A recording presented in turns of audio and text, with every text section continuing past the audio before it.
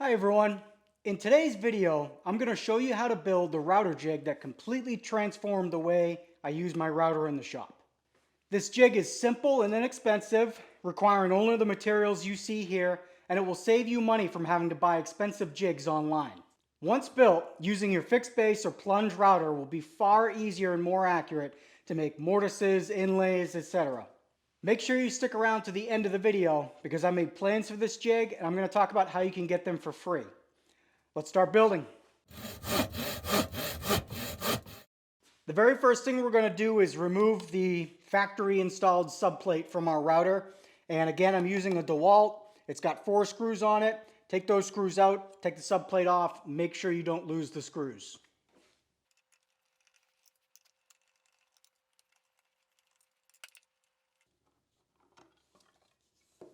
So next step is to take your subplate that you took off your router and you're going to put it on your piece of polycarbonate here and you're going to mark the locations of where your screws go. With the DeWalt router, it's got one end that's flat. It kind of lets you know where the orientation of the router is. So this is the front of the router. I want, just my personal preference, I like to have the router square to my polycarbonate. So I'm going to make sure that that's square when I line it up here. And then I'm going to take my metal hole punch or a woodworking awl if you have an awl, and I'm going to mark the location of my holes.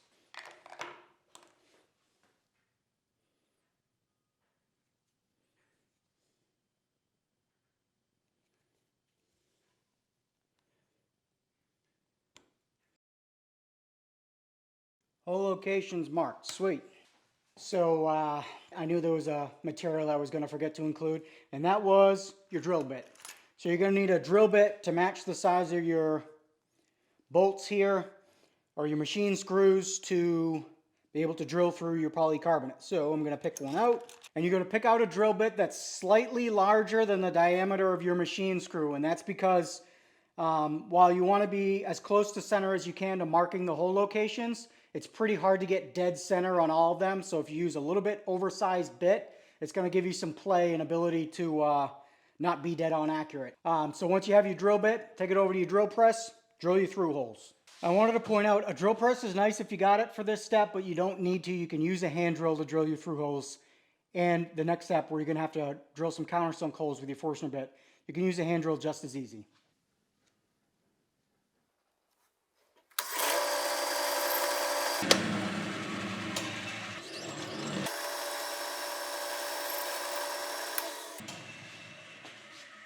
I'm going to take out this bit, throw in my Forstner bit.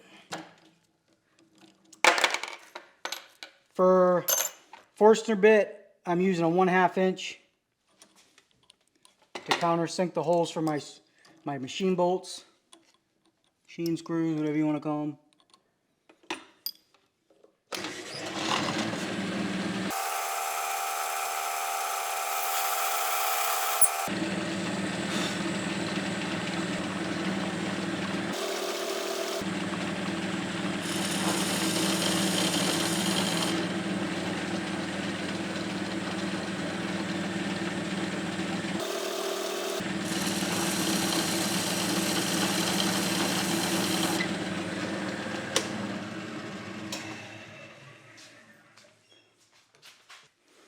All right, this is what you're left with.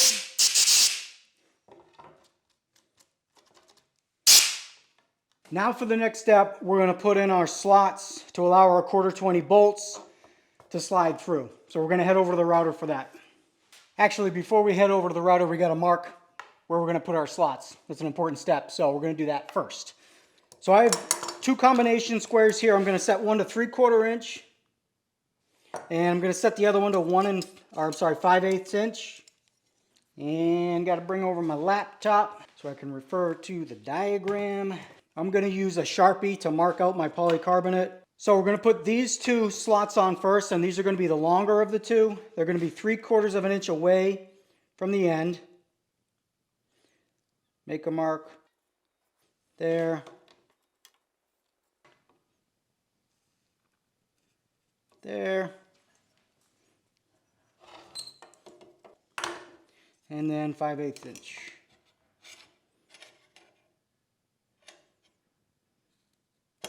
And we're going to do the same thing on this side.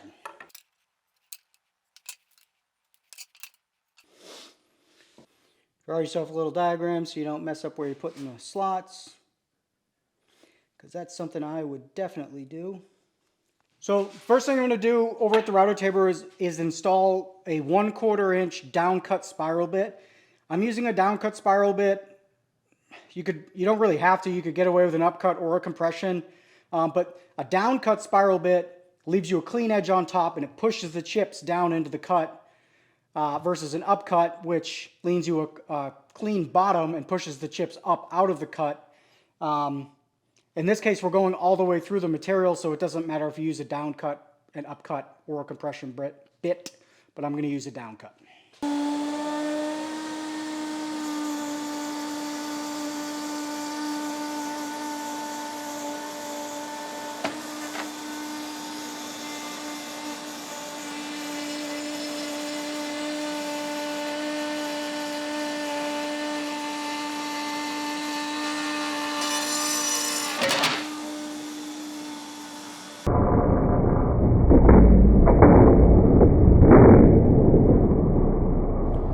So this was definitely a learning moment for me, and I wanted to stop and point this out because I wanted to show that it doesn't matter where you are in your woodworking level, you're going to learn stuff all the time, you're going to make mistakes all the time, you just got to figure out a solution to the problem and keep moving forward. So when I first cut this piece, I was using a straight cut bit, as I talked about earlier, and that was the wrong choice for plastic apparently. What that does is it melts the plastic, you'll get welding of the plastic to the bit, and then your bit won't cut properly, it will catch, it will fling your piece, it will cause all kinds of chaos, which you could see in the videos from before, and it's not the right bit to use. So I did a little bit of research and found out that when you're cutting acrylic or any kind of plastic, you want to use what's called an O flute bit. This has a single flute and it's designed to clear the chips quickly and keep the heat down so that you don't get any melting of the plastic, you don't get any welding to your bit, and you get a much cleaner cut. So the link to this bit is in the materials section, again through my Amazon link. So make sure you pick up an O flute bit for cutting this acrylic. One more thing I wanted to talk about as I'm lowering this bit down, and that is you want to take shallow passes when you're doing your cuts. This is a 1/2 inch thick piece, and I want to do an 1/8 inch cut at a time.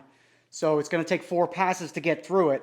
And with these bits in your router table, most router tables won't let you get low enough to do a 1/8 inch pass on your bit. So what I'm going to do is I'm going to build a little quick jig so that I can raise up my workpiece and cut 1/8 of an inch. So now I put that here, and I'm going to double side tape this wood to here, and now I can take my polycarbonate and slide it along the board like this, and I can lower my bit down to about 1/8 of an inch and make my cuts now.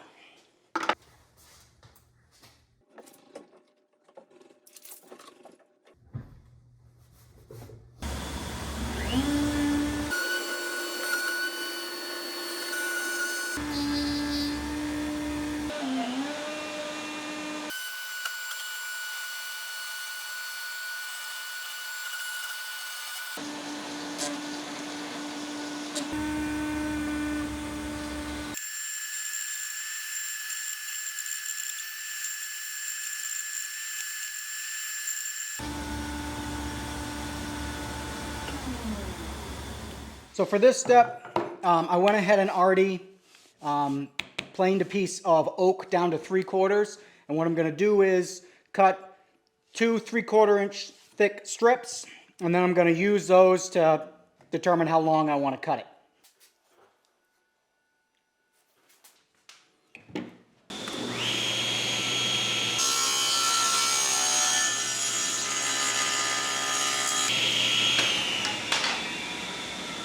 I'm going to take these pieces, use my base plate to measure how long I want them. This doesn't have to be exact.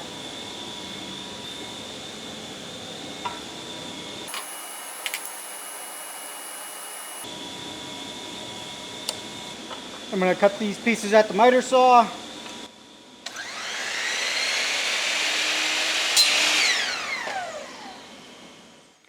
So now I've taken my two 3/4 inch pieces and placed it underneath my base plate. And what I'm going to do now is take my marking awl again. I'm going to mark the center of the track on each side because that's where I'm going to drill out the holes to put my threaded inserts. These are the threaded inserts that I'm using, and that comes with the hex key that you need and the exact size drill press that you need, or drill that you need to drill out the wood for these. With the depth, you don't want to cut all the way through your piece, but you want to cut enough to allow yourself to fully tighten the threaded insert. And you can see it's about 3/4 of the way down. So I'm going to set my drill press to cut right about there.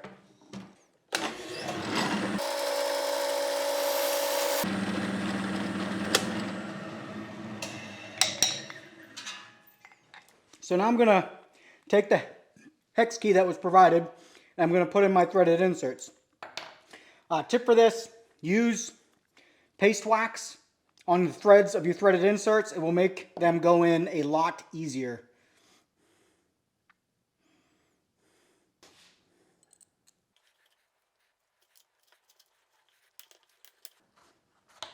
So for the last step, we have to put a hole for our bits to be able to go through. So once you get your base plate screwed back on, take the base plate, put in a bit, and then lower it, push hard against it to make a mark.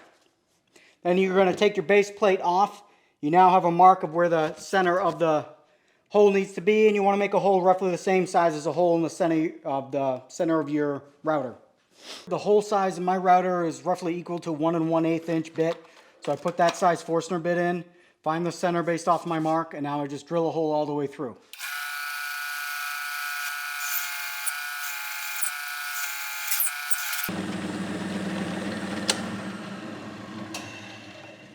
And now I'm going to throw my base plate back on.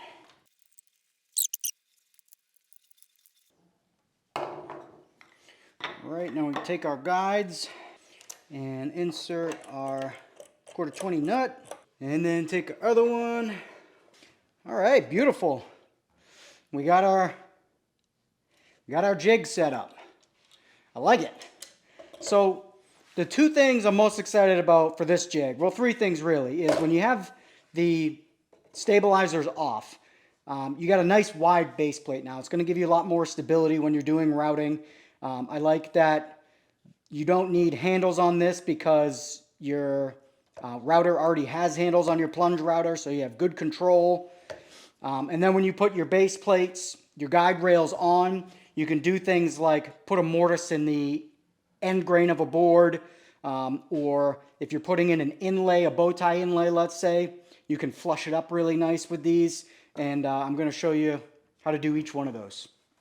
So for this next test, I'm going to try to put a mortise in the end of this board. It's MDF, but we'll pretend it's wood so we can see how it performs. Yeah, so I have both guide rails on here already. And what I'm going to do is clamp some supports on the side just to give myself a wider platform to work on. Loosen up both sides of my guide rails here, putting my piece on top. So what I'm going to do first is take one guide rail. When I have this centered where I want it, take one guide rail and tighten it down.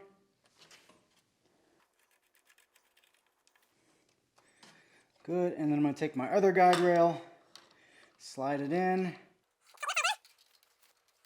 Alright, so my guide rails are nice and tight, and I got this set to go to about a 1/4 inch depth.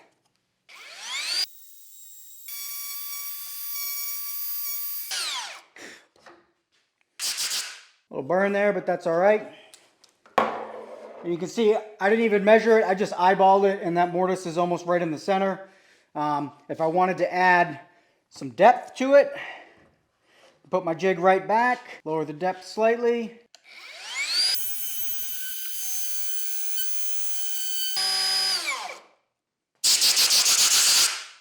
And now you got it a little bit deeper.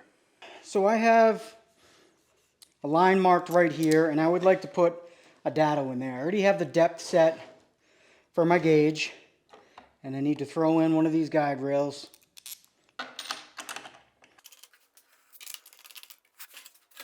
Alright, so now what I need to do is line up my bit, put my guide rail in, All right. It's lined up so I can make this first cut.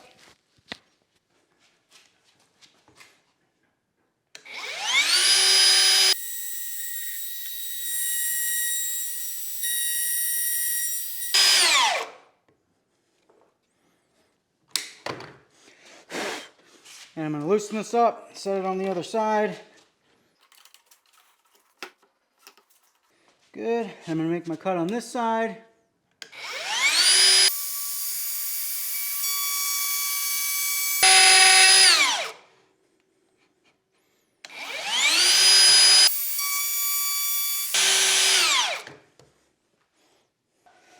Take my piece and put it in. So that is a pretty darn good fit for something that I did really quick.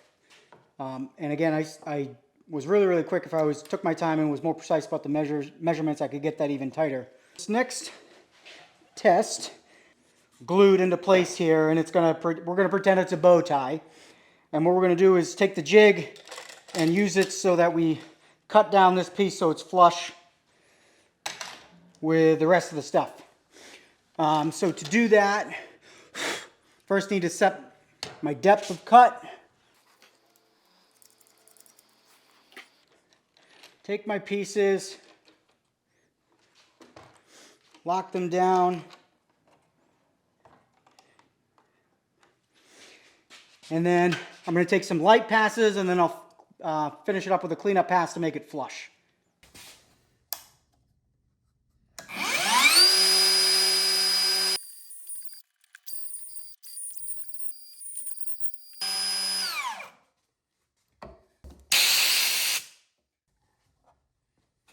And then finish it off.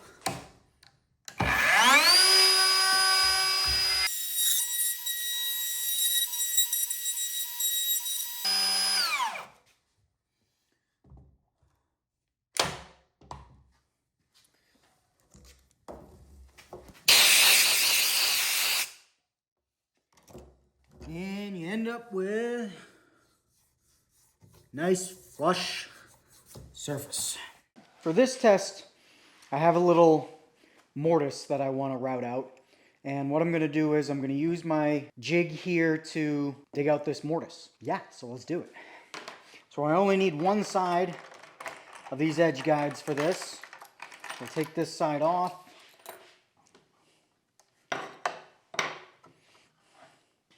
Bring this edge in. Loosen it up. Lock this down. Here we go.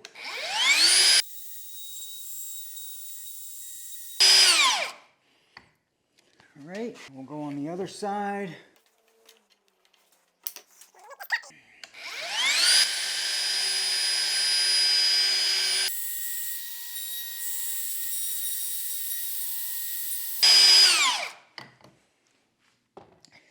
All right.